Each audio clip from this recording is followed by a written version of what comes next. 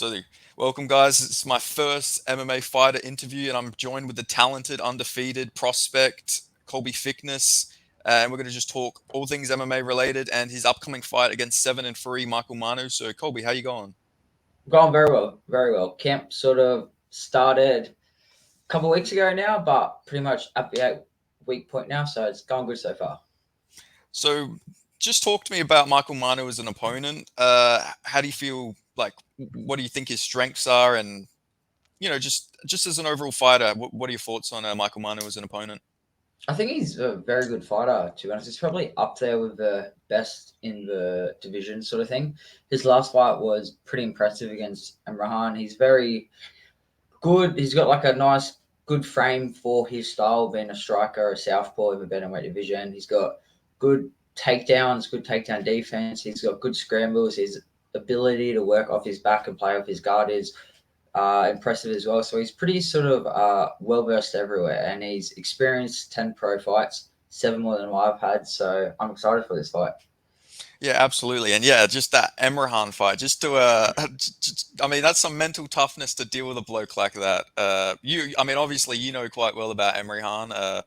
Guy likes to talk quite a bit. Uh, I mean that's pretty much all you can say. The guy really likes to talk. Obviously, he didn't back it up in the cage against Michael Manu. Mhm. Uh, what's your thoughts on, obviously you're booked against Emrihan. Obviously, that's not really a fight you're going to take now that he's off a loss and you do have Michael Manu in front of you. But what would your just overall thoughts on Emrihan's performance in that fight? Especially with all the trash talk he gave you. Mm. Well, funny enough, well, you would know because you were live streaming me on Instagram, so I could actually watch the last bit of the fight because I was up at Andrew Schultz watching a comedy show, so I didn't even watch it sort of thing. But I watched it last night actually, and yeah, it's what I expected. He's good for a minute or two, but as soon as his gas tank wears out and that intimidation factor doesn't work for him, he doesn't really have much else to rely on. Like you saw, he was trying to clinch, throw the knees and big uppercuts up the middle, go for a guillotine or drop for a footlock. So yeah, funny enough, we offered him this fight to take it, even though it was he lost to Manu. We're like, hey, if you still want to talk of this shit and fight, we'll do it on March and Hex, and he said no. So hence Oh, the money fight came through. Yeah. So guess well, who's the that's chicken in our way? Yeah. yeah, that's interesting. He brought a whole chicken. He called you Colby Chickeness, and he's not the one showing up. Well, that's Exactly right. But it's to be honest, I had this date in my head. It was funny. I was with my brother, and I told him, and he's like, "Oh, what are you doing now?" I'm like, "I'm gonna fight Marnie March 2nd." He's like, "What about Emrahan?" I was like, "Oh, he's coming off a loss. I don't need that sort of thing." And my coach was like, "We can offer it to him, see what it says." He's like, "Probably won't take it anyway, but we can at least put it out there that you're still willing to fight him." And then we did that. He said no. Then obviously Marnie said yes. So here we are now. so. Just speak to me about the whole mental thing with have you had an opponent who was talked as much shit as Emrihan was before a No, fight? I've got a coach who talks more shit though, so I think I'm well versed in this. It's Yeah, like people don't understand like that. It's all banter and that at the gym and that, but there is a lot of sledging. Like people see like the little Instagram highlight reels and that, and it's like people don't understand that's every day. Like it is yeah. relentless sort of thing. So fair play to him. Nobody's called me like chickness before if my last name and brought a chicken. So I thought it was pretty creative and like I had a little chuckle at it too. But like for that to try and get in my head, it's like yeah, you should see like not even just the verbal stuff, like it's all in good fun, but actual training sessions that we do, like we break ourselves mentally pretty much. So I'm not afraid of somebody else trying to break me mentally because I know sort of how much I'll put myself through. So yeah, I'm not worried about external factors which other people think they can do to me. Yeah, absolutely. I mean, when you got to deal with the devastating trash talk of Joe Lopez and Craig Jones, nothing compares Nothing to that. phases you anymore. So did you get any messages from Emre Khan or like his fans like after his fight? Like obviously after the fight fell apart with you and Emre Khan, I would imagine you got a bunch of angry Turkish fans in the DMs. Yeah, I did, but some of them were like, it was his manager too, the one he had to go at like, or said something to Paul Logo that he tagged me and Vulcan something, and I'm like, bro, like don't get me wrong, like, I fully expected it. Like it was a big fight, a lot of hype. I had to pull out due to injury. I was like, I'm gonna cop shit anyway. Like I doesn't phase me sort of thing. Like I don't care what people say on Instagram DMs. But when they started like tagging with Jim and Vulcan stuff like that, I'm like, it's just fucking I don't know. weird sort of thing. I guess that's just the internet for you sort of thing. Whereas I had a few people message me, but I'll be honest, bro, I just normally ignore it. Or if they say something, I'll normally just send them a voice memo back. Like, I'm not one who, like most of the time I avoid it, but I was laid off on my couch and I was like, who's this? And I just give them a little voice note, let them know what I think of them, and yeah, move on to that. Yeah, I mean that's the best way to do it. Fuck them. Yeah, exactly right. I'm like, if I've got to sit here because I'm injured and I can't do anything, I might as well have some fun with these trolls sort of thing. But yeah, Well, it was like a exactly. day. No, it wasn't even that. It was probably, you would think it'd be a lot, was maybe like two or three of like his diehard people messaging me. And besides that, it was like nothing. And even then, I'm like, I was more just trying to egg them on, seeing like how creative they could get with it. But after you get like 7 chicken emojis, you're like, well, this is boring now. So they got Yeah, nothing more for exactly. me. So I just leave them the scene. I actually before you two fought, I was going through the comments and there's all these Turkish fans and they were saying like, oh, Emre Khan, different level. This guy trains in mountains. This guy trains with Team Habib. Like this is different level, different level. And then afterwards, it's fucking radio silence after that Michael Manu fight. Like the whole hype train just fucking halted to a fucking screeching end. Well, that's the But problem when you almost like it sounds weird, but you try and conduct your own hype train. If you get what I'm saying, it's like yeah, definitely. if you take away what he was saying, there was nobody actually like sort of like I'm not trashing guy. There was like nobody talking about him, sort of thing. Yeah, So he sort of created his own hype, sort of thing, which is great if you can back it up, and then you can reap the rewards of that. But that's a perfect case. If you can't back up the amount of hype you create, this is what's bound to happen, sort of thing. well, absolutely. Like I'd say I'm big on like I know most prospects and everything, and I'm not gonna lie to you. When your fight got announced with him, I was like, who the fuck is this guy? Like I'd never fucking heard of him in my life, but respect to him. He got his name out there. People Yeah, know who he is exactly. now. But I mean, it didn't work out from his last fight. But yeah, I think that's all we have to say about Emre Khan. We'll see if you two end up getting booked in the future if he comes back on with a win or something. But I feel like you're probably onto bigger, greater things than Yeah, Emre Khan. definitely. So I don't know if this fight's been booked yet, but I do think this is probably what's going to be next, obviously. But what are your thoughts on like the Cody Haddon, Sean Gauchi fight? Who would you have? Who do you have winning that fight if it gets rebooked? Man, that's a man. I feel like I've got to get to that, but it's funny like how like the top three guys like me, Cody, and Sean, we always just have some shit happen to us. Like the Yeah, only fight it fell through with injuries. I'm like it's. I was as soon as their fight fell through, I'm like the whole division's cursed at the moment. But how I think that fight plays out, man, I don't know. I think it's a pick and fight. Cody is obviously very good, very clean everywhere, but like I feel like Sean maybe isn't as sort of flashy. It's a little bit more fundamental. So it's if they fight, I'm probably gonna have to lean towards Cody. I think he might just have a couple more tools, but like I said, that's like a 55-45 lean sort of thing where I'm just more keen to see how that fight plays out.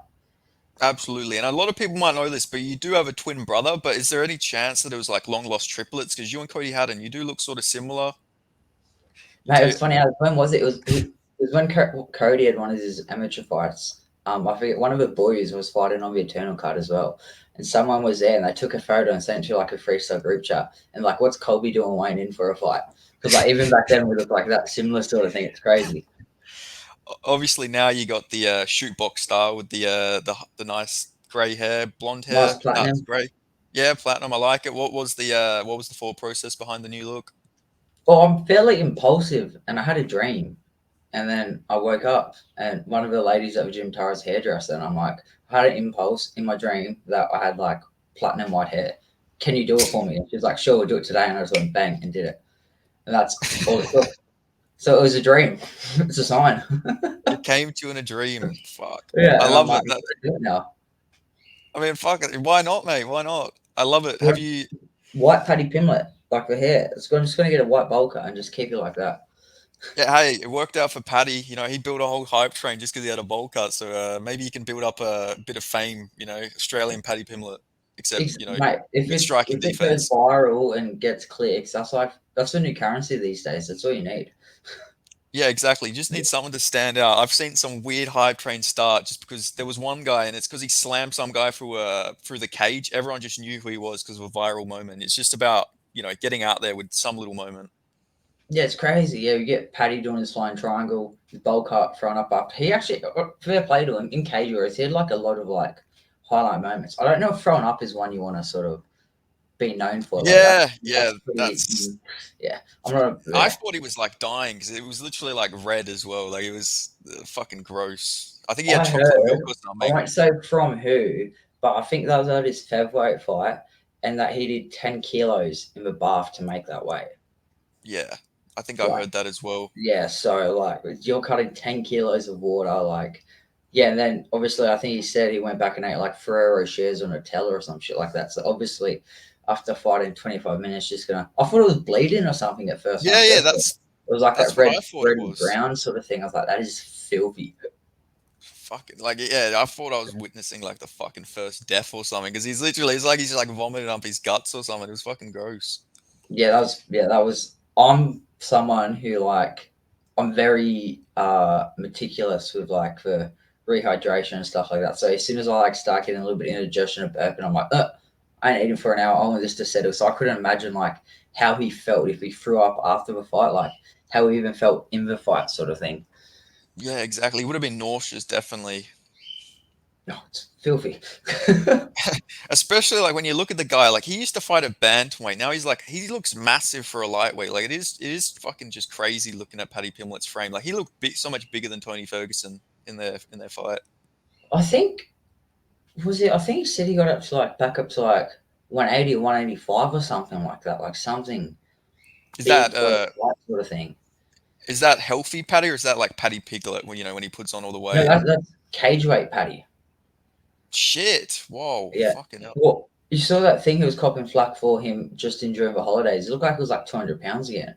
Yeah, no, that is just that can't be. That's just not good for you long term. Like he said he was going to stop doing that, but like obviously he can't help himself. Yeah, well, like when you're shredded a couple of weeks out, it's like much easier to sort of stay disciplined. Like, oh, I'll just let the reins go a little bit after the fight, then yeah, keep it disciplined and don't go too crazy. But as soon as it's like that post fight period's done with, you can just sort of it's like, oh, won't have to fight for like he what fights probably another 6 months or so. So he's just living large, I think.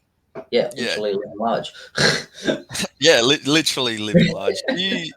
Do you get pretty? You don't get really big out of camp. You like, I mean, not, even before camp, you seem to like stay pretty disciplined with your diet.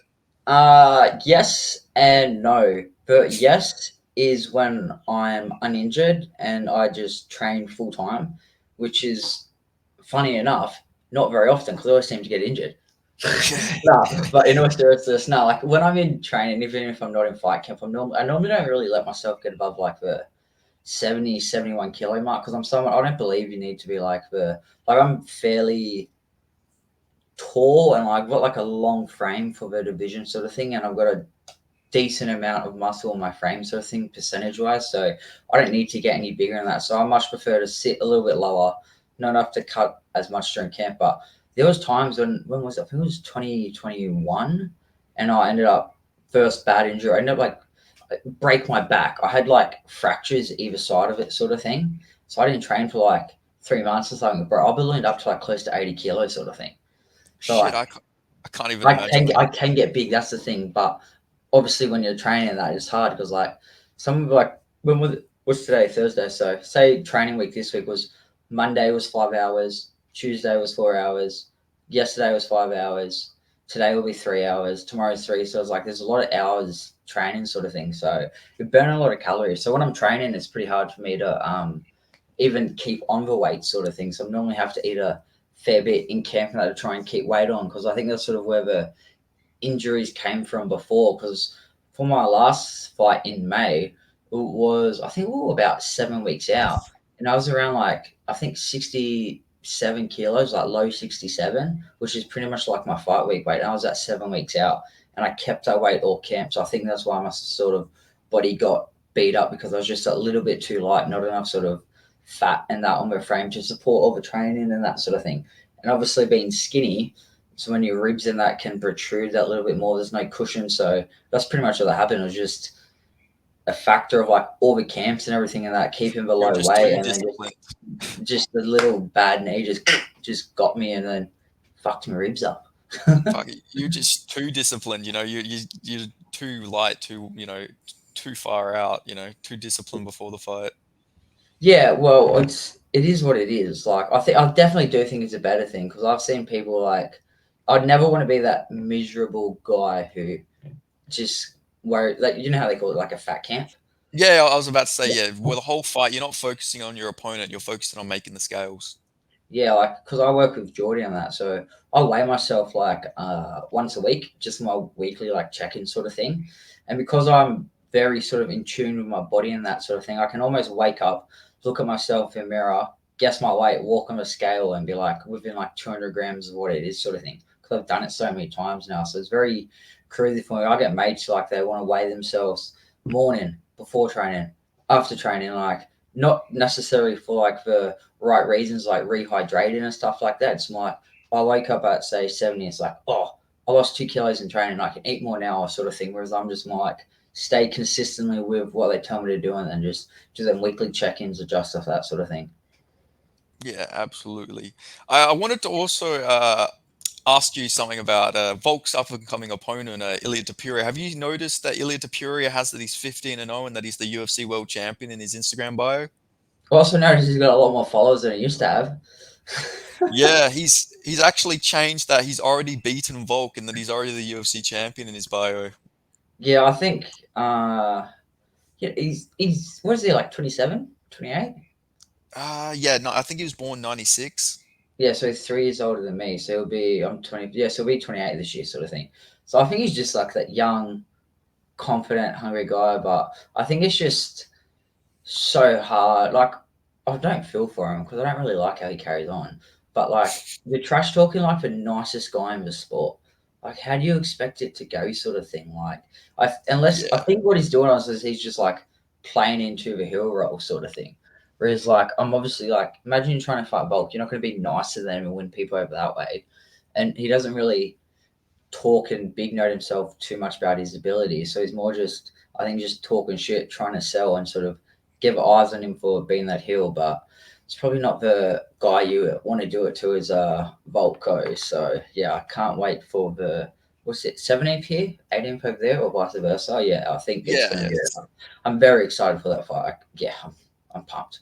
Yeah, me too, man. I can't wait. Like, I've never seen Volk this doubted. Like, even against Islam, I've seen people like picking him to win, but I've like Volk literally is like really loves to have that underdog role, and I really do think he's got that underdog role in this fight because I'm seeing literally every single person counting him out there, which Yeah, is just insane to yeah. me. Like, don't get me wrong. Obviously, that was a like pretty brutal like KO with knockout Islam. loss to come off, sort of thing.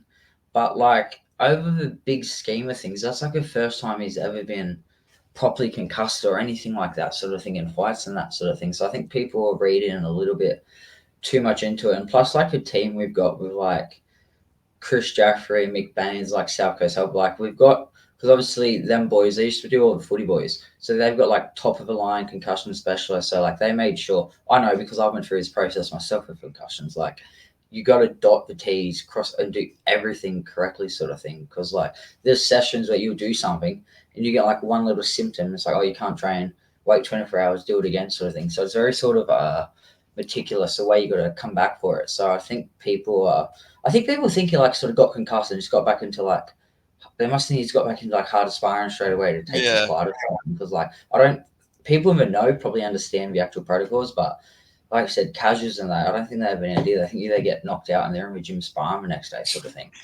yeah. Like I think people are acting like you're training like Volk's at shoot box or something. He's coming in on Monday and he's fucking going fucking 10 hard rounds with everybody. Just like full contact sparring. But Yeah, obviously, even without sparring, like it's hard, but it's probably like an 8 out of 10 sort of thing. Like Joe's really good for that, and it's like most probably what would be the split. Our split would probably be like 70-30, like 70% moderate to hard and like 30% light sort of thing. But depends because we have the different sessions for different people, sort of thing.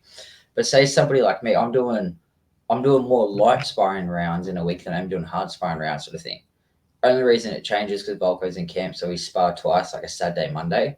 But then Monday and Wednesday nights normally always like the technique sessions with technical sparring, sort of thing. So yeah, like most of my striking class and I'm in camp off a normal schedule, it's a lot more light sparring than actual hard sparring because like so I get paid in the gym and that sort of thing. And Once Yeah, you've sort of exactly. done enough, all you really need to do is get comfortable seeing the big shots and just get your timing in that in. And you don't need to go too hard to achieve that goal. Yeah, for sure. I feel like a lot of people have this mindset. Like, obviously, it works for some people, like Sean Strickland. He's going out there and he's just hard sparring every single day. Mhm. But then, obviously, some people just go in there and they have this mindset where they're not going in there to learn in sparring. They're just going in there for ego reasons to just try and like beat everybody up, which long term obviously doesn't work out. Yeah, exactly. I think also, I think with Sean, I think because you probably heard him say the thing where they get the UFC PI gave him that mouth guard, and it shows he got like he's got hit like the least out of anybody who did it. So he's very like defensively sound. So if you're Yeah, someone who's that style, you might spar 10 rounds. You realistically, you might not get hit hard once. You might get the grades and shots and that, but you might not get one shot with rattles you, which is fine. But if you're the guy who's in the pocket brawling, you do 10 hard rounds, you might get cracked 4 or 5 times hard. And that's like, obviously, I think it's why it's sort of like that person by person basis of how you want to spar and how you want to approach it, sort of thing. So I think it's just like up to the coaches that like knowing the individuals and like what works for them, sort of thing. yeah, definitely. It's all about like what works best for the fighter. But actually, speaking on that whole Sean Strickland thing, actually, I wanted to get your thoughts on Sean Strickland and Dricus Duplessis' little brawl in the crowd. Did you I catch thought that? I thought that was pretty funny just how it all sort of played out. And yeah, it's cool hearing. Yeah, it turns out Strickland did bite him because when Bolt came back, we chatted and he was telling me he's like Craig was adamant that he saw Strickland trying to bite him on the ear or something like that. And then it came out he did try to bite him. So I was like, but yeah, fair play. Yeah, I think it's like I can't say like I get it. Like he Yeah, did the right thing. He asked Gilbert's misses and kids to move out of the way. Like at the end of the day, they're gonna fight inside a cage anyway. They're like yeah, anybody exactly. in this sport like that. You can obviously tell Sean Strickland's not like the most mentally or their person sort of thing. So I That's an think it's understatement. yeah. I think it's just if you would have said before the event, Dricus and Sean are going to be a row away from each other. What are the odds of them getting into it? It would have been like $1.05. Like Yeah, anybody could have seen it absolutely. coming, sort of thing. Like smartest thing would have been to separate him, but then look at how much more.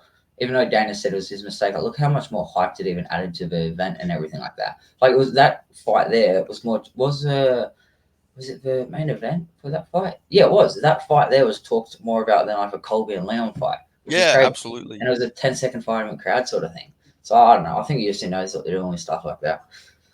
Yeah, and the fight's still going ahead. So like at the end of the day, they didn't lose anything. They've got some more promo. And who do you actually have winning that fight? I think it's one of the fights where you look at it and you're like, how the fuck are either of these guys gonna win? Because like Sean Strickland just beat Israel Adesanya for 5 rounds, and Dricus just beat Robert Whitaker. And like, this time last year, everyone was saying, Izzy and Rob, the two best guys by far at middle. Now it's fucking Dricus Duplessis and Sean Strickland. So like, how does this fight even go? It's the two guys who keep winning somehow, who shouldn't be winning. Bro, it's crazy. I was there when Dricus beat Rob. So obviously watching it live will decent bit away. So you didn't get like you obviously see the fight and that, but so it was like a little bit of a different perspective. But then I actually watched the fight back on YouTube and I was watching it, I was like, Dricus, like his style just doesn't make sense. Like it's just there's like so much going on, but then he's like not actually doing a lot with it. But then he's blitzed it in and like it's just like if he wasn't where he is now, you would tell people not to fight like that because it looks like it doesn't work, but it does. And the exact Yeah, same thing like Sean Strickland. Like it's just like these two massive unorthodox styles have just worked their way. So I honestly don't know what to expect. Like this could be one of like craziest fights. Who knows? Each of them could sleep each other. They might both change and go turn into like a super technical. Like this is probably the last sort of first fight I can remember in ages. Just sort of like stumps me for how it's going to go, sort of yeah. thing. Like I have no idea. Because like I'm thinking like maybe Drickus can catch Sean Strickland on the back foot because when he does go on the back foot, Jared Cannonier was like sort of utilizing how he does leave his chin out. He's a bit like he's got good defense, but when he gets pressured backwards on the back foot, he can get sort of caught with like wild shots. But then at the same time, Drickus might go and blow his load in the first 2 rounds, and Sean Strickland tees off on him and gets him out of there like he did against Abbas Magomedov. So it's like I just don't know how to predict this fight, honestly. Yeah, and then you got to also things like how is Drickus gonna sort of, how are they both just gonna respond to someone like against the other style, because it's both so used to like, all right, is this real technical kickboxer? You got to fight him like this. Rob's this style, we got to fight him like this. He's got these tendencies. Whereas like you watch the tape on each of them, and you're like, you get little things, but there's like not a whole lot which you think you can sort of really exploit and take advantage on, if that makes sense. Like, I think lean in, I'll probably go Drickus purely because it's that power factor. And I Yeah, think yeah, things like this are so close and unknown, I'm always just going to back the guy who I think has more power, because it's a more likely chance if they both catch each other at the same time, Drickus is going to come off best. But yeah, like I said before, like I'm interested. I'm keen for that fight. yeah. Same. I think I got Drukas as well. I could just sort of see him catching Sean Strickland just off like when Sean Strickland's on the back foot, or even just grappling him, because like Sean Strickland's got good takedown defense, but so did Robert Whitaker. Whitaker's like known as one of the best anti Mm. wrestlers in like the sport, and Drukas just took him down with a fucking. It was an arm throw. It was like a headlock fucking trip. It's like that's like something you don't really see work in men's MMA, but Drukas 2+E just strong enough, strong as an ox to get him down like that and Even his dominate Robert guard Whitaker. passing and stuff like that, it was clean. How he's threatening the elbows to set up dashes and vice versa. Like he's pretty crafty on the ground, sort of thing. So, but then again, who knows? Apparently, Strickland's meant to be this unreal grappler too. If he's off his back, which we just haven't seen him sort of tested and put there, sort of thing. So, just as like a whole nother X factor to it. Yeah, I know. This is just one of those fights where it's going to be like Sean Strickland gets a fucking submission out of nowhere, or Drickus is going to win a decision. It's going to be one of those results where you just don't see it happening how it happens.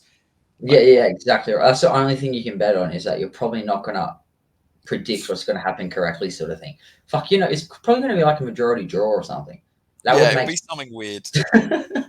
Because I think I read that like Israel Adesanya's like, I mean, I don't know if you would know because obviously you're at freestyle, but apparently like Adesanya's going to be in attendance or something. So I think they might have him face off with the winner or something like that. And if that is the case, like if it's a majority draw, like Izzy's flown out there and everything for fucking nothing. Oh, I think I saw that actually, because yeah, I'm pretty sure I did see that, because that's the Vancouver card, eh? Yeah. Yeah, I'm pretty sure he's going to be there. I was reading that online actually. Yeah, Not quite sure if that's the face off for the winner, or if he's just there because he wants to watch. I mean, it would be a bit weird to just do like Strickland versus Adesanya so quickly. But if Drickus wins, I guess I'm in favor of it. You know, the story's they've got already that there. narrative there straight away, sort of thing. Yeah, Hmm. but yeah, I mean, expecting some UFC 300 announcements in your next few hours. So maybe we'll be thrown off. Maybe we'll be Adesanya versus Hamzat or someone like that. Yeah, what do you think is going to be like the big? Because obviously, what do you reckon is going to be the main event for it? Oh, I just hope it's not Leon Edwards versus Bilal Muhammad. I'm not gonna lie. If Bilal Muhammad main events UFC 300, I'm He gonna can't. fucking find There's no Dana. way. There's no way. You can't do that. Like I've been trying to think, and like, who are they saying? Like maybe I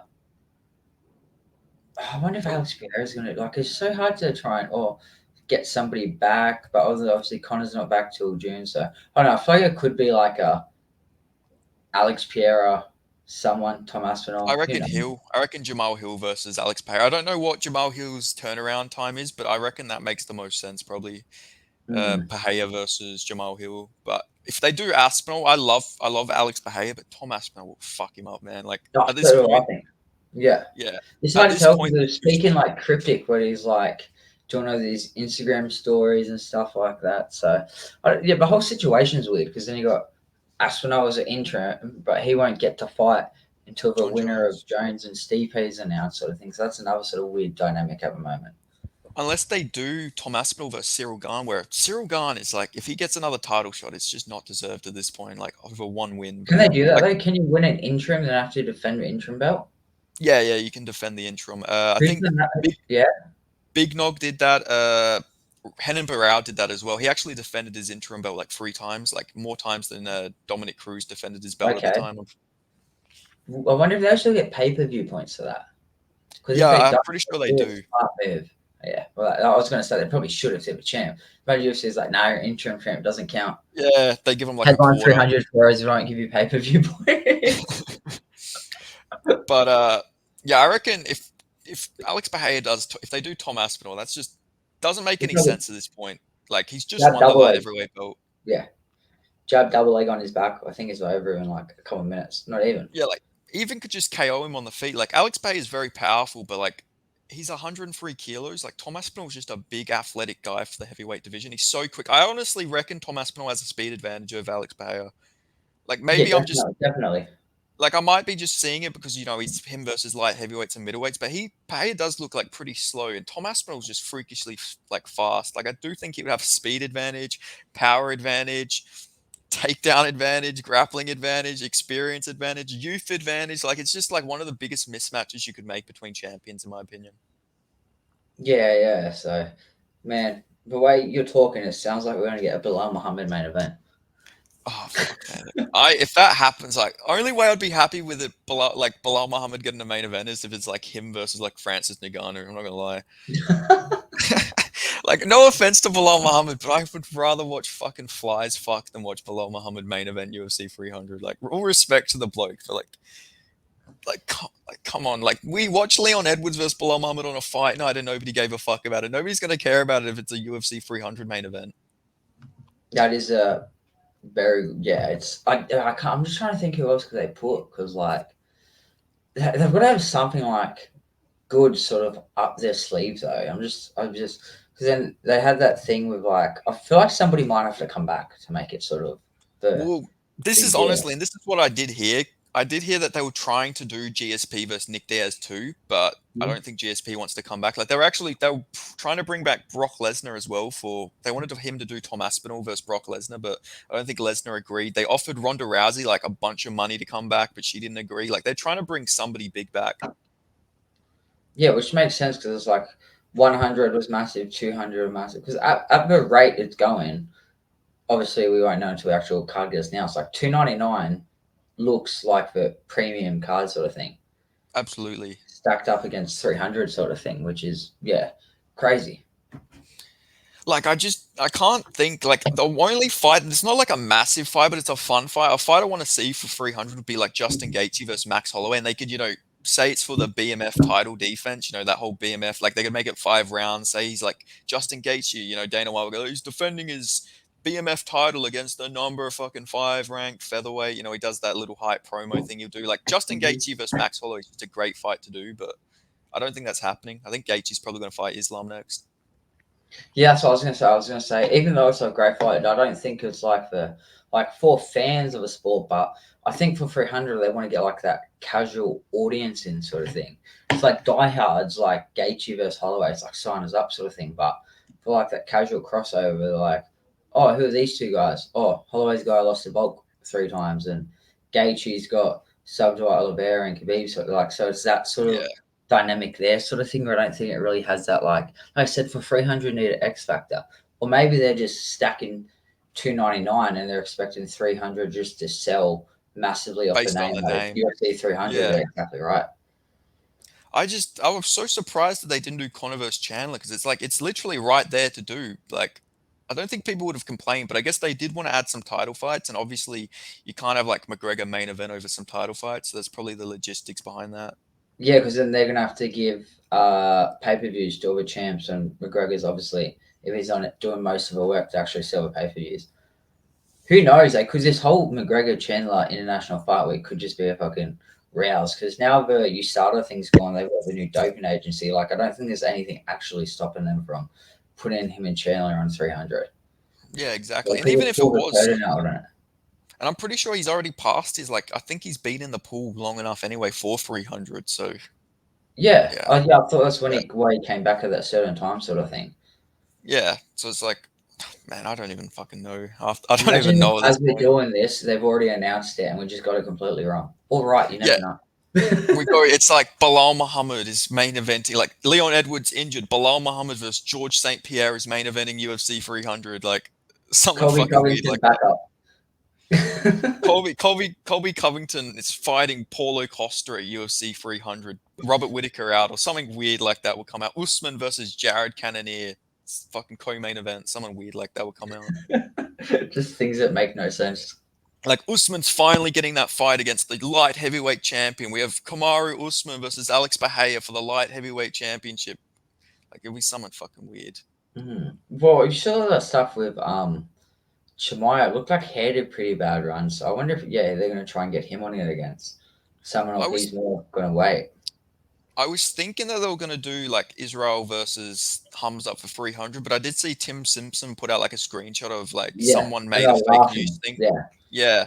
yeah. So I'm not quite sure what's happening with that, but I'd love to see that fight. Obviously, Charles versus Arman Sarukian's a fucking great fight for 300, which is already announced. So, Mm-hmm.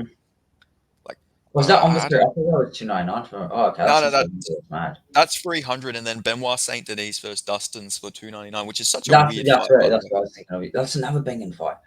That's such a good Yeah. fight, but like, I didn't think Dustin would ever fight like a newcomer because he's been pretty open about wanting big fights. So, you must see something in Benoit Saint Denis that gets him excited. I mean, just the way the guy fights, I guess. Or maybe UFC is like, hey, do you want a new contract? Yeah. You want a title fight? It's like you beat Benoit Saint Denis, you get Islam next or someone like that. They're probably giving him some sort of maybe he gets Incentive Connor for it. next. Yeah. Yeah, definitely. Yeah, because like you said, he was like the last guy of that sort of top of the division to actually fight down the ranks, sort of thing. There's a lot of Yeah. like, obviously Charles took on But Dariush and everything Dariush, like that. Gaethje took on Fiziev. Yeah. So it was almost, I think he might have felt like, oh, if I want to still stay up here, they've done it, I've got to do it now, sort of thing. Yeah, absolutely. It's just such a good fight, man. I love Benoit Saint Denis fight style. Like the best way I put it, I have like a whole category of his type of fighter. I have Dricus under this, Benoit Mhm. Saint Denis. I guess I have JDM as well. It's just chatting your way to victory. You know, you're like fucking down on the scorecard, just sort of losing, and then you just come back and get a like victory. Like you could be in a submission attempt or something like that, and you just come back and KO. I call it chatting your way to victory. I feel like that's the best way to describe Benoit Saint Denis. Yeah, that's actually a very good way to describe it. I wish my style was like that. I think like a real cool style to have, sort of thing. You could just be I'm gonna down on the scorecards, just come back, just get a fucking KO out of nowhere. Like Dricus was like dead against Brad Tavares in that first round, and then just comes back and chads his way to victory. Gassed as fuck, just winging punches like with no defense. Like it's crazy. Yeah, it's crazy because he always looks like that too, though. Like Yeah, he always looks like fatigued and gas, sort of thing. but nah, I mean, at least your fight style is good because you're always winning the rounds anyway. So it's like it's probably better. You know, you don't have to worry about like having to get a finish last minute. Yeah, exactly right. You know, like, oh god, I'm down 2 rounds and there's a minute left. I got to sort of throw. Well, that's when most people get caught when they start throwing caution to a win. They start overly opening themselves up for shots and that sort of thing as well. Bro, I want to say, like, it's crazy you took some of them shots from Kikembo, by the way. Like, watching that, I was like, fucking hell, how was he taking it? You took like a flush front kick to the face, man. Like, Yeah, and then knees. yeah, like, Yeah, it's and like funny as he's, I wasn't too bad, but I guess it wasn't a bad concussion like over a scheme of things, but it was more just bad because like I forgot the fight, sort of thing. So obviously when the fight finished, I thought it was the first round, so I had a dummy spit because I thought I lost. I was like, oh, "Fuck, man, all this," and Joe's like, "Calm down, what's wrong?" I'm like, "I lost." He's like, and Bolt comes over like, "What are you talking about?" I'm like, "I lost the fight." He's like, "You went 3 rounds." I was like, "Oh," and they're like, "Shut up, you've probably won," sort of thing. "You did well in the last two, you just got clipped early." And I was like, "Oh, okay." And then obviously all that happened, realized I was concussed and that. Then I was walking around the arena and that, and everybody kept coming up to me and asking me how my ribs were. Because obviously we got like 15 knees in my ribs. So I'm walking around because I don't remember it, sort of thing. I'm like banging myself in the ribs. I'm like, they're fine. What are you talking about? And then I didn't watch the fight till like 3 a.m. that night. And I was watching it with Michael Standoff and I was like, oh, I was like, this makes a lot of sense. I was like, it does look like my ribs just got fucked up. like, I remember watching that. I was like, this fucking guy, like, you fucking must throw people off guard because obviously, if people see you look like a much younger guy, like you wouldn't look like someone who's really fucking durable. You know, like you'd be underestimated. Like people wouldn't expect you to be fucking taking front kicks, fucking 100 knees to the body. Like your durability fucking surprised me so much in that fight. Yeah, it's I've got like a real it's good. But I guess it's not gonna be it's gonna get more and more known, but I've got like a real deceptive look about myself, sort of thing. Like Yeah, even in like the open mats and that, like because I'm like 68 kilos, I was like straight up to people and they sort of look at me like, He's this little dude with white hair who wants to roll with me, sort of thing. So it works in my favor. I like it. I rate it. Oh, absolutely. I can already see if you get like it's the same thing with Steve Erceg. If you see Steve Erceg, I seen Mm. all the comments when his fight got announced. Like everyone's like, they're letting fucking anyone in the UFC now. Who's this guy? Like all this stuff, and then he goes in and beats the number 12, like number 10 ranked guy in his debut. It's like it's a good thing to have. Like people are gonna underestimate you. Your friends and family can just get some good money on the underdog money. Exactly. What did I think? I think everybody kept calling it like it seems like the UFC is just sending signing any IT guy now or something like that. I lost it at one of them. I was like, oh, Like they were saying, like, oh, Steve Carell can get signed to the UFC. Why can't yeah. anyone? Like, it's like fuck, man. But It's it'd the be best good way to though, be because though. you're about I it. always tell people that I was like, because when I chat to people, like, "Oh, what do you do?" I'm like, "Oh, I'm a professional fighter," and like, you don't look like that, and I'm like, that's a good thing. I was like, you don't want to be someone who's like, I'm a professional fighter, and like, oh, I can picture that. Like, I'd much rather be people be taken by surprise of the fact. Well, I mean, it's nice though, because I mean, I feel like if someone's like, yeah, I can see that. Like, I feel like it's like a half compliment, half insult, because they're like saying, well, yeah, you look like you've taken a few punches to the You face, you look know? rough, Like, is what they're saying. Like, you look yeah, like you fight guys for a living. yeah, exactly. So I'd take it as a compliment, you know? Fucking, I Yeah, definitely would. Like, I've got like a collie ears, but besides like I've got one, which isn't too bad like there. But even then this is pretty good. So like that's like my and I got a scar there. Besides that, that's like the only sign like physical signs I'd have sort of thing. So if people don't know about ears and that, they're normally pretty taken back by it sort of thing. yeah, absolutely, yeah. No, definitely. It's got to be one of the best compliments to hear, especially because you've got, I think you're 8-1 as an amateur, right? Yeah. And then yeah, you've got 3 professional fights. So you've got quite a lot of experience. And you know, if Mm. somebody's saying that now, like that's pretty fucking good. Because you'll see some guys, they'll have about 3 fights and they've already gone through fucking back and forth wars where they've got broken noses, you know, their orbital bones look different, like their ears are like completely fucking dusted up. So yeah, Mhm. you're doing pretty good for the experience you got. Let's just keep it that way. Keep it that way. Yeah, yeah, I'm exactly. good. So you planning on, obviously, fucking let's touch wood with injuries and everything. Are you planning on Mhm. trying to have like a very active year this year? Yeah, I won't at the stage I am at now with just how the history of everything's been. Yeah, of course. Obviously, the goal's probably, yeah, at least four.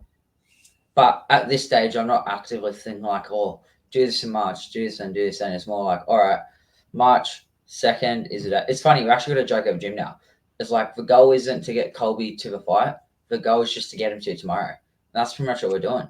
It's legit just a day by day process sort of thing, ticking all the boxes of that, and then sort of let the individual days sort of snowball into what it comes sort of thing. Because like it's all them fights are gonna happen down the line. It's just at this stage just about staying fit, staying healthy, and just getting to the fights. Yeah, definitely. But yeah, it's just a shame, man. Because I feel like honestly, there's so many like you. I feel like you, Cody Hatton, would probably already be like UFC if obviously you didn't have all these problems with illnesses and Mm-hmm. injuries and everything. Like I don't know, the fucking injury bug works in mysterious ways, but maybe it yeah, I mean, it's not a blessing, but maybe, it'll work out some way. Maybe you'll have more experience or mental toughness, like, you know, I look at it. I just look at it in that way, sort of thing. It's like who knows? I could have been injury free, went well, got 5-0, got signed super early, lost 2 fights in there because my skill and just my and everything like just being too young, too green in an organization like the best in world UFC, and then you're coming out 5-2. So not only is it hard to get in UFC, it's even harder to get back in after you lost, sort of yeah, thing. But exactly. I'm like, obviously, I've said this before in a couple of interviews and that, like, when anything like that happens, I always give myself like a day or two to sort of be upset and like process it. But like, I don't dwell on anything like that because, like, at the end of the day, I know where I want to get, know how I want to get there and stuff like that. So now it's just sort of committing to staying true to that process and putting in the work until I get there. Yeah, absolutely. I mean, look at some guy, like, look at Raul Rousas. He's like, what, 19 years old? He's already in the UFC. Like, he's lost 1 fight, but like, it's like, imagine if he might go on to be champion. I don't know. I'm not saying he will, but he might go on to have a great career. But I feel like you're really halting his growth as a fighter, putting him in the Mhm. UFC at that point so early. Like, look at Jake Matthews, for example.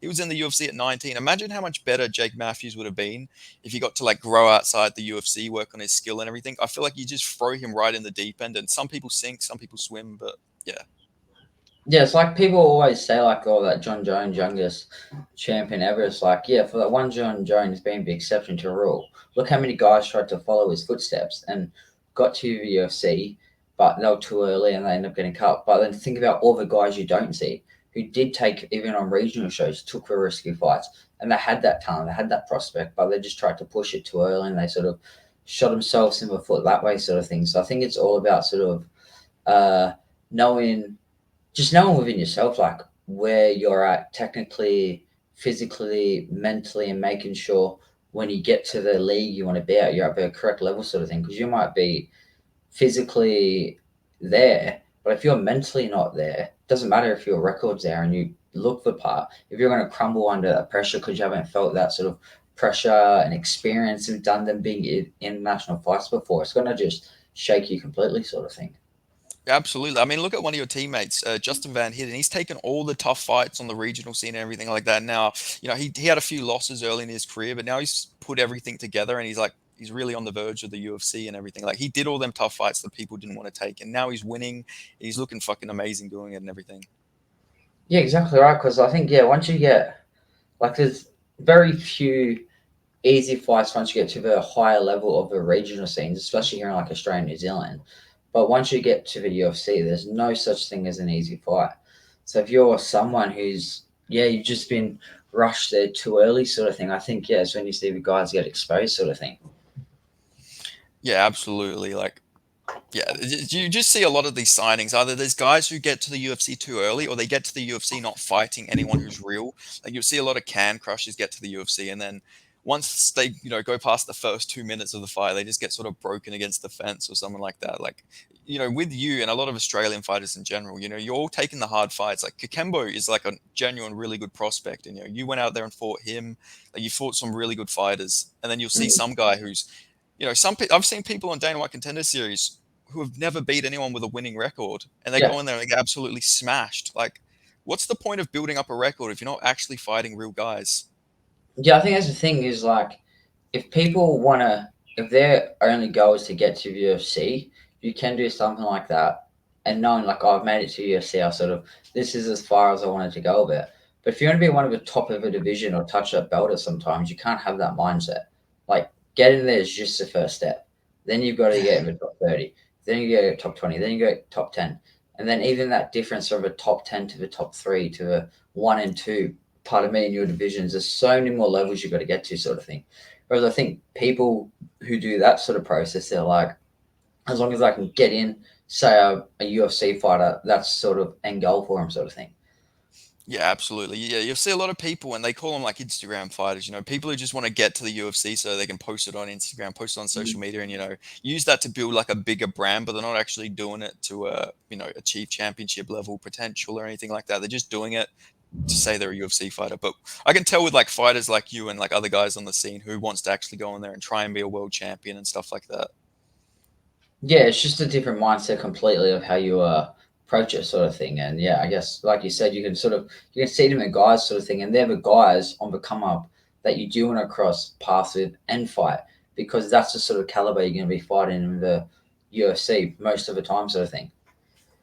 Yeah, absolutely. Like you say, no easy fights in the UFC, especially. I mean, to be fair though, there nowadays you're seeing some weird signings. Like that a few years ago there was that Mike Jackson CM Punk fight where it's like Mm. that was a fucking weird one. And then Nick Diaz got his mate signed, that Martin Sano guy got like KO'd in 10 seconds. Like, Oh, yep, I remember that. yeah, there's been some weird signings, but obviously you're talking about the actual, not like novelty signings and everything. Yeah, no easy fights in the UFC for sure. Yeah, definitely. I felt like a little nitpick by me. I'm sorry. I apologize for that. No, it's fine, bro. No, it's a good point. I was like, I'm actually. No, it's true. Like, yeah, well, look, they put fucking CM Punk in there. Yeah, Like, well, it says it exactly. all. If they think, yeah, you can get guys who sell, they will sign them, sort of thing. Imagine that CM Punk, Mike Jackson too. UFC 300 just announced. Fuck the main event. CM Punk versus Logan Paul main event. Oh, fuck. Well, Triple H. I seen Errol Hawani say that there was like some fight in the like rabbit in the hat fight they were trying to put together, but I can't like for the life of me like imagine what the fuck that could even be at this point. Like it would have to be like because Nate Diaz and Jorge are fighting in a boxing match in March apparently. So I saw that. that so neither of them are going to be on the card. McGregor's going to be fighting Chandler, so that's someone like. Like what is a super fight nowadays that you could do? Are you going to bring back fucking Mark Coleman to fight fucking Randy Couture at like 70 years of age? Like what the fuck is there? Get Anderson Silva, Charles Sonnen trilogy. Book it. Yeah, let's get Uncle Chael on there. Fucking just let him at a press conference. Let him Let go him out. juice up. Just Uncle Charles versus Ian Gary. oh my fucking Just a god. press conference. That's all it is, Just just a press conference. don't even get me started on fucking Ian Gary, man. Fucking that guy, man. Like, did you see how he said about like Neil Magny? You know, don't ever put your hands on a child and everything. And Yeah, then the bro. other day on Ariel's show, he was saying, "I want Sean Strickland. I'm going to beat him so badly he forgets about his childhood trauma." It's like you can't put your hands on a child, but you can make fun of someone for fucking going through it. It's like what the fuck? Yeah. It was funny. I saw a thing where someone was talking like how it was looking like he was reading off a script, and somebody Yeah. underneath is like, "Nah, his wife's just texting him what to say." Oh shit. Uh, yeah, there we go. Sweet. Yeah, yeah, yeah. It looked like he was getting like he was reading a script or something. Like it was so blatantly obvious. Like he wants to be the next like Conor McGregor, but at the same time, he's like Conor McGregor wasn't reading a shitty script where he's talk like the trash talk wasn't even good. Like firstly, Hmm. McGregor was really good on the fly and everything, but he's like reading like he hates Colby Covington, but he's more like Colby because he's reading off these shitty scripted lines that he can't Yes. even remember. Yeah, he doesn't have that like that quick wit factor, and he's obviously, but it just doesn't seem like he's as charismatic or anything like that. Like you sort of see like it's well, I guess it is hard for him being like a Irish from Ireland sort of thing. He's always going to get compared to McGregor, but like he's not helping himself with how he's like carrying on and sort of yeah, just how he acts about himself and how he carries himself, sort of thing. Like it feels like there should be like if he wants to be that star, he needs to have like a more unique approach to it. I think.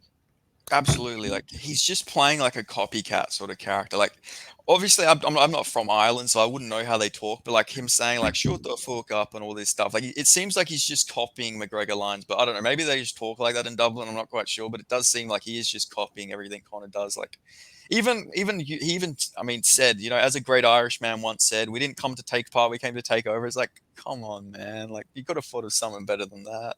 You just quoted someone.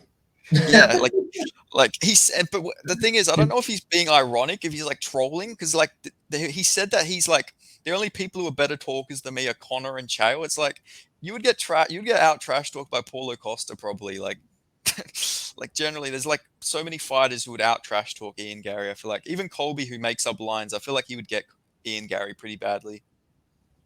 Oh yeah, definitely. I think this is not. It's obviously not could have happened to him, but yeah, it was would have been so much more interesting if he would have been at that press conference. Oh, absolutely. I was so upset that he wasn't there, man, because that would have been so fucking good to see. Uh, I mean, it was going to be so exciting. You had Colby there. You had Leon Edwards who had beef with him. Even like Tony probably would have went at him because you had that whole weird moment with Tony and Colby where they're like fucking hating each other and then best friends. Like it just would have been so good. Yeah, the whole thing was just it was a circus. Actually, it was a funny circus, but it was a circus. Yeah, that was one of the like greatest press conferences just because of how like fucking weird it was. Like nothing in that press conference made any sense. Like it was like an insane asylum, like did an interview or something. Like nobody made any sense. Like you had Paddy with a bowl cut there. You had Tony who looks like a fucking escapee from an asylum. You have Colby dressed as like a fucking Revolutionary War fucking figure. Like it was just so weird. The memes are good. It was like the GTA lobby sort of thing. It was like that's Yeah, exactly how it looks, sort of thing. yeah. It's like the boys about to do a heist on GTA. Like it's fucking crazy, but I don't know. I guess it sold the fight. I guess like it made me because I thought that Colby versus Leon was going to be pretty boring and to be honest, it wasn't really like the greatest fight. I was hoping that they were going to come and fight with some fire, especially because Colby did go a bit too far with his trash talk, in my opinion. So I was hoping that, there'd be a bit of fire there, but it's like, I don't know, it was a pretty shit fight, if we're going to be honest. Yeah, it was pretty sort of uh Tame. yeah, yeah, tame. Good way to put it. It just didn't live up to the expectations, especially with what sort of happened. If it was more like a mutual and there wasn't much trash talking, like, oh, it was just a crappy fight. But I think a lot of people were just let down by the fact how much animosity there was before the fight, than to see the fight play out how it did. And it didn't really, it obviously got that Leon beat on him, but even then, still, like, Colby finishing on top in round 5 and Yeah. stuff like that, just sort of left like a sour taste in people's mouth, I think. Yeah, absolutely. And the thing is, I think it's a mental thing for Leon Edwards because we have seen him when he comes out aggressive, he's good. Like against Bilal Muhammad in that first fight, that's the most aggressive we've probably ever seen Leon Edwards. And I mean, it tells you how much he thinks of Bilal Muhammad because, like, normally Leon Edwards is very tentative in his fights, but against Bilal Muhammad, he was coming out like he was trying to fucking kill him, head kicks him, Mhm. beats him up. Like, I feel like people wouldn't shit on Leon Edwards if he came with that approach for more fights.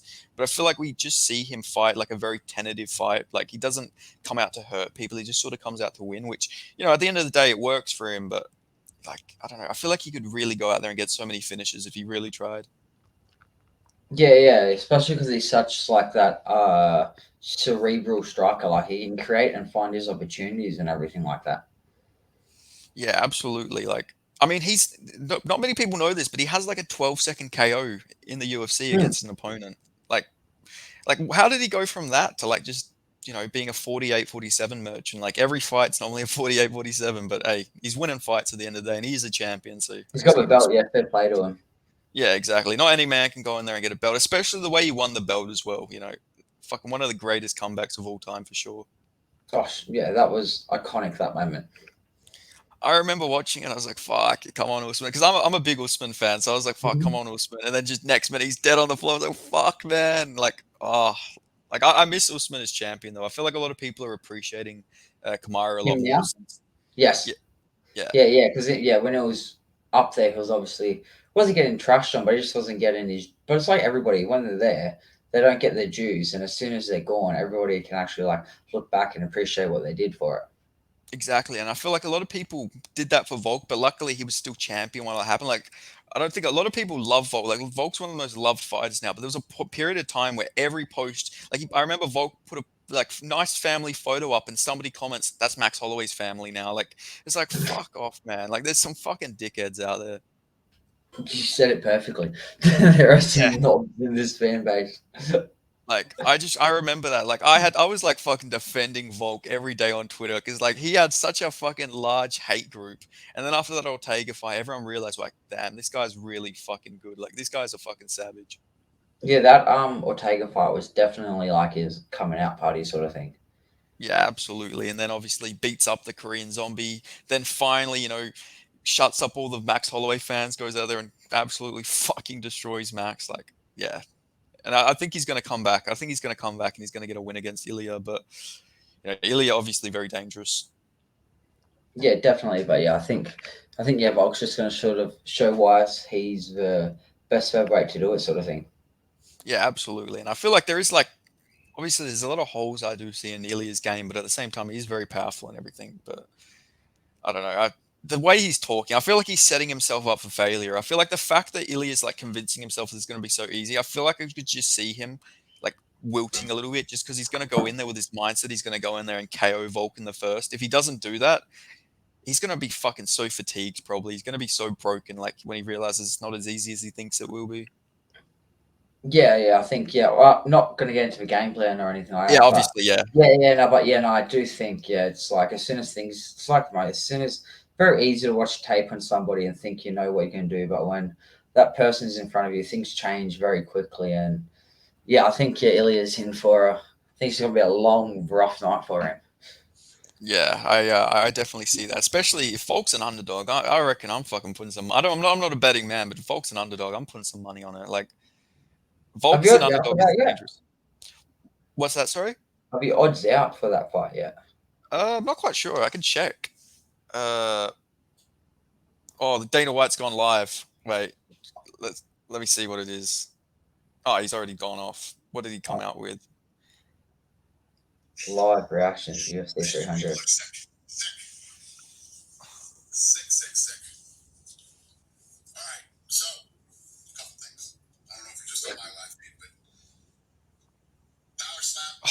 Fuck off.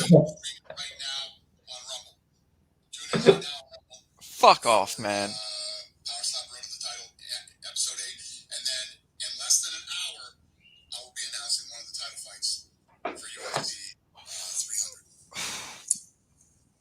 It's gonna be Leon. It's gonna be Leon. It's gonna be Leon versus Bilal, man. It Fuck's seems sake. like that, hey. Fuck. When I hate viewing his stories because every time I'll open up one of his Instagram stories, like, oh, he's gonna announce a fight. He'll be there quietly staring at his phone. Power slap, road to the title. It's like, oh, fuck off, man. I don't care. But yeah, I reckon it's gonna be Leon versus Bilal. He announces. I mean, it's already pretty much out there. Oh yeah, shit. I Yeah, was gonna look yeah, I up the think so. betting odds. Yeah. Pardon me? Volk. I was gonna look up the betting odds Oh, for yeah, Volk yeah. versus Furia. Let's see. Volk's minus 155. Ilya's plus 130. Yeah, that's it. That makes sense. Yeah, I feel like, but also I'm pretty sure, like, aren't the Australian betting lines? Like, I feel like probably in like Spain or something, if you can use like a, what's it called? VPN. Yeah, VPN. I'm sure you could get some good odds on Volk as an underdog somewhere if you can do it like that. Fucking nice and dodgy. Yeah, it's definitely not dodgy at all though. Get Third some party fucking. betting. But yeah, I don't know, man. Like, I feel like it's gonna be fucking bad for Ilia Topuria if he keeps like acting like this. Like it feels like he's looking way past Volkanovski. Like he's calling for Canelo Alvarez in a boxing match. So I got a mad cut on my leg and I just cut it on my desk. That's why I'm like, ow. Yeah, and I fell over hiking. I axed myself on a rock. Funny enough. Oh fuck, man! I know it too well.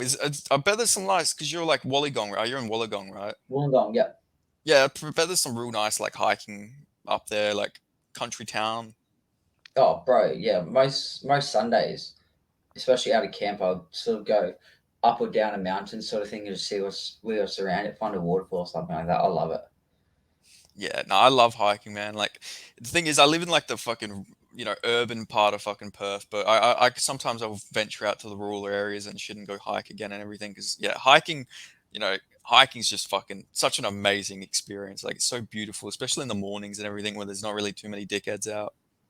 Yeah, yeah, straight up. Yeah, it's one of my favorite ways to pass the time when even on if I'm in camp, I just do shorter ones and I just spend my day out in nature and that. Like, there's nothing better. Yeah, absolutely. Yeah, just going out. Like, actually, to be fair, where I live, there is like a whole paddock just full of kangaroos. Like, there is a little like bushy area where I live. It's an urban area, but there's just all these fucking kangaroos like everywhere, and it's just so beautiful to go look at them all, just like fucking bouncing around. Yeah, I used to visit my nan down the coast. Now we used to get kangaroos like most mornings in the front yard and stuff like that. Like going out to get to the car in that early morning, there's like three kangaroos just chilling in your front yard. So I think it's crazy. Yeah, like literally, there'll be people's outside people's houses. Like they're literally just kangaroos like bouncing around on their lawns and everything, and it's like it's fucking crazy though, but it's amazing. Just chilling, living their best life. Yeah, absolutely. But how do you foresee your fight with Michael Manu going? If you had to give like a prediction, like how do you reckon you get this one done? Hmm. I think I almost always give the same response, whereas I'm fully prepared for it to go over hard 15 minutes.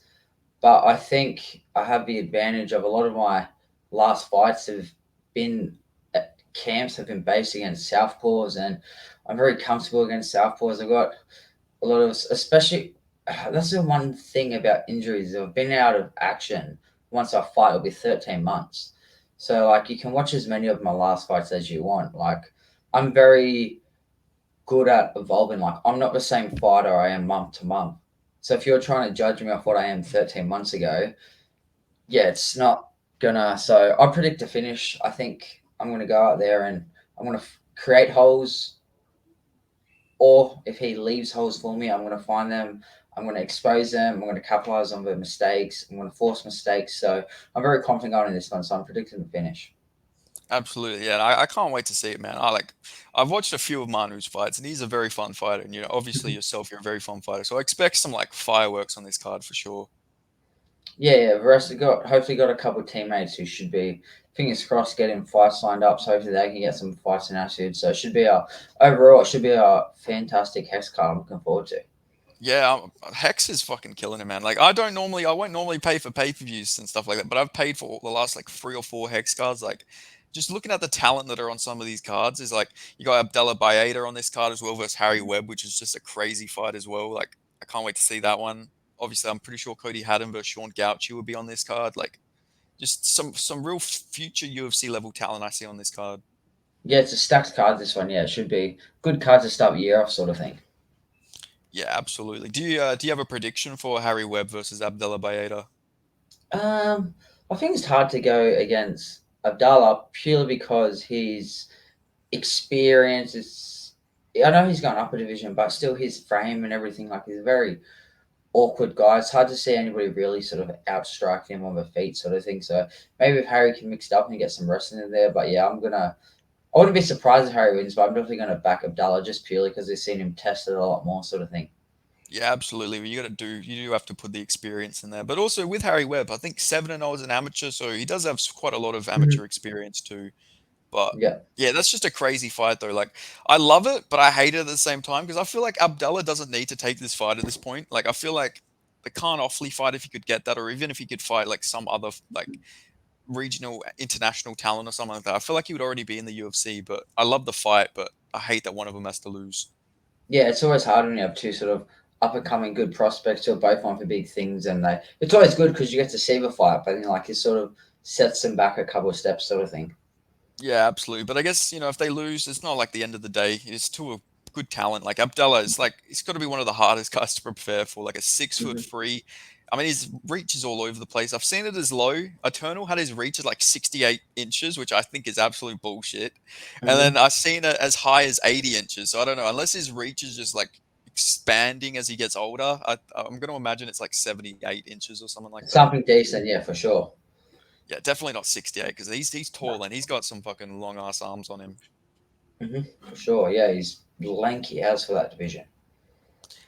And you've competed at featherweight before. Would you ever see yourself like competing, against them, like those sorts of guys, or was that just like a circumstantial Yeah, featherweight that was fight? just a short notice sort of thing. Realistically, probably not, man. Like I said, if I'm training and I'm eating good, I'm like 69 kilos sort of thing. So, like, I could, like, realistically, where I'm at now, what's today, the 11th? I could book a fight for the 13th and make featherweight. I could probably make featherweight tomorrow if I wanted to, realistically.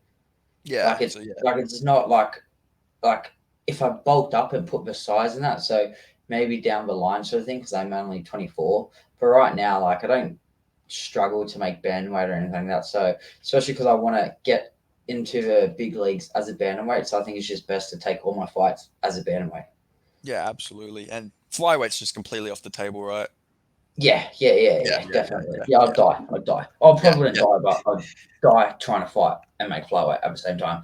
Well, yeah, yeah, exactly. Well, it would be like that. Did you see that Nate Maness guy? He's a flyweight in the UFC, and there's like a photo, and his face is so depleted from making the flyweight cut. Like his eyes get all like dilated and everything. He looks like an alien when he Yeah. cuts to No, I featherweight. haven't seen it actually, but yeah, that would probably be me. Yeah, yeah, so yeah, definitely. No flyweight run. We're not going to be seeing you versus Brendan Moreno anytime soon, No. though. But what about just I guess we'll talk about the bantamweight division in the UFC. Actually, what were your thoughts on Sean O'Malley beating Aljamain Sterling? I thought it was very impressive how he did it, like that pullback counter. Obviously, more impressive once you hear about his rib injury sort of thing. So yeah, I was very impressed with how he managed all of them factors together, sort of thing, and did what he said, knocked Aljo out. Now it's cool to see Aljo going up to featherweight because it was a massive bantamweight. So yeah, it's a very exciting division. Yeah, absolutely. Like, but then you have Marab fucking waiting in the wings. I feel like Marab just beats everybody, man. I think Like Marab beats O'Malley, yeah. yeah, it's like I don't know. Maybe Umar Nurmagomedov can give Marab some problems, but I don't know. I think Marab could just sort of like fail takedowns to victories for like 5 rounds against everybody. Like I don't know. It seems like Shoot single, hold against the cage, throw a couple punches off, rinse and repeat sort of thing, eh? yeah, it's like I don't know. It's such a weird style to like prepare for because it's like you don't even need to stuff the takedowns because he's not really got good top control. It's like you just have to. He just has to fail takedowns and he beats you. It's like it's a fucking annoying style to prepare for him, I imagine. It's like it's going to be interesting to see him and Cejudo how that fight plays out. Yeah, I can't wait for that fight. I feel like Cejudo's got a really sneaky good chance just because he's so short. Like it's going to be harder for Marab to get on his legs, especially with Henry being a Olympian and everything like that. I would imagine he's got a good striking advantage over Marab, but Marab will somehow just still hold him against the cage and win probably. I think so. Yeah, or just outpace him or something like that. Yeah, I feel like, but that being 3 rounds, I feel like that gives Cejudo a pretty good shot compared to if it was a 5 rounder. Yeah, that's actually a good point. I'm surprised they didn't make that 5 rounds. I'd much rather see it over five.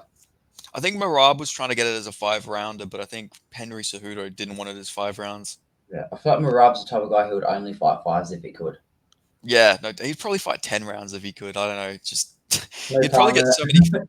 He'd get so many finishes in 10 rounds. Like, did you hear that he said that if he lost to Peter Yan, he would have killed himself? Oh no! What the fuck? Because Peter Yan's Russian and he's Georgian. Obviously, there's a big beef between like the Georgians and the Russians. He said that if he would have lost to a Russian, he would have killed himself. So he was not losing that fight. I don't think. Fuck! I didn't hear that. That's nuts. Yeah, he has an insane mindset when you look at it. Like, I generally believe he would have.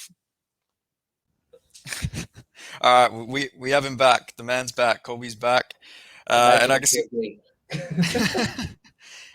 but I guess he's back, and then he'll go. So, is there any sponsors or anything you want to shout out for this video? Anyone you want to shout out? Anything like that? I'll just give a shout out to obviously team at Freestyle, training partners, coaching staff with Joe, Volko, all them boys.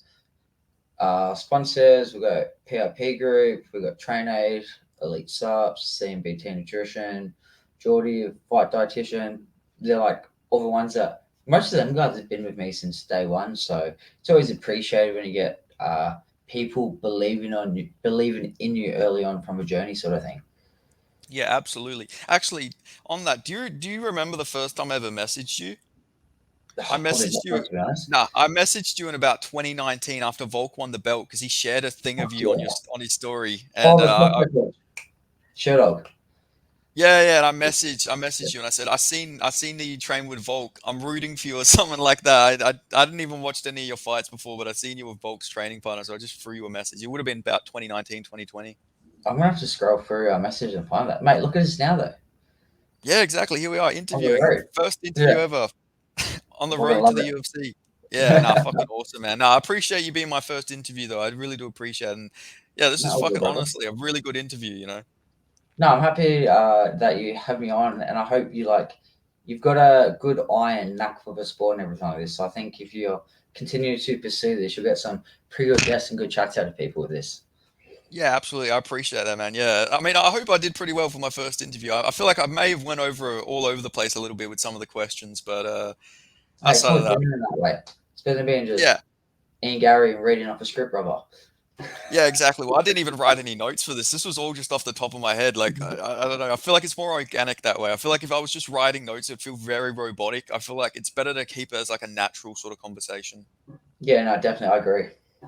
Yeah, well, absolutely. Well, anyway, I won't take any more of your time up. So yeah, thank you for joining me. I hope you have a good rest of your day. Have a good training and good luck for March. Is it March 2nd? March 2nd, yes. Yeah, March 2nd. Good luck for March 2nd. I mean, who knows? I might talk to you before then, but anyway, good luck for March 2nd against Michael Manu. No, all good, brother. Thank you for having me on, man. I appreciate it. Appreciate it. Thanks. Cheers. Pleasure, brother. Take care. Thanks. You too.